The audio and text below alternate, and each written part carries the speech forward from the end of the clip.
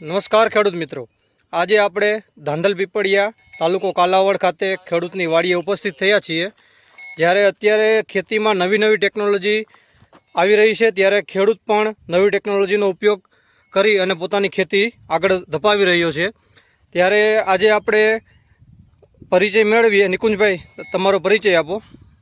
મારું નામ છે નિકુંજ પાંભર અને મારી સંસ્થાનું નામ છે agri business centre Metoda Lodhika અને હું ઇફકો તરફથી રાજકોટ જિલ્લા અને જામનગર જિલ્લામાં ડ્રોન સર્વિસ પ્રોવાઇડર તરીકે કામ કરું છું।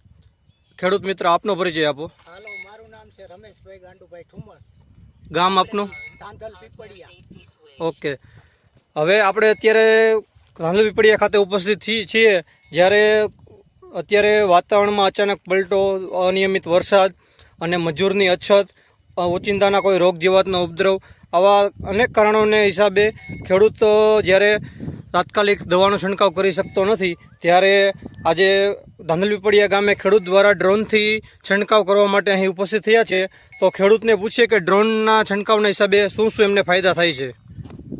ડ્રોનના છંટકાવથી અમારે દવા ઓછી જોઈ છે અને કામ સારું થાય છે અને મજૂર છે નહીં, એના હિસાબે અમે ડ્રોનથી દવા છંટવી છે।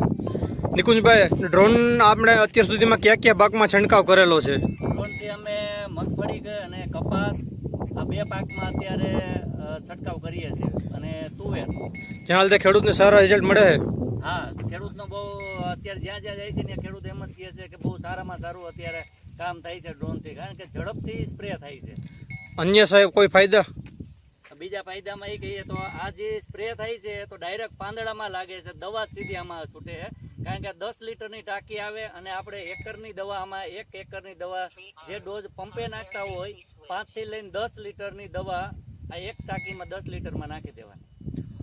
1 એકરમાં કે 1 હેક્ટરમાં છાંટવા માટે કેટલા સમયમાં છંટકાવ થઈ જાય છે? 1 એકરમાં 7 થી 8 મિનિટમાં 1 એકરમાં દવાનો છંટકાવ થઈ જાય છે ડ્રોનથી।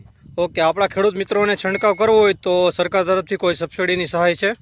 ખેડૂત મિત્રોને જો અત્યારે સરકાર તરફથી 1 એકરે 500 રૂપિયા, 1 એકરે 500 રૂપિયા અને મેક્સિમમ 5 એકરની મર્યાદામાં ખેડૂત સ્પ્રે કરી શકશે। ઓકે, તો 100 રૂપિયામાં ખેડૂત મિત્ર 1 એકરમાં છંટકાવ કરી શકે છે। 500 રૂપિયા ખેડૂત સરકાર તરફથી સબસિડીની સહાય મળી રહે છે, જેના હિસાબે મજૂર કરતાં પણ ઓછો ખર્ચો આવી શકે છે। બસ અત્યારે આટલું જ, ફરીથી મળીએ નેક્સ્ટ ટાઈમ। આભાર।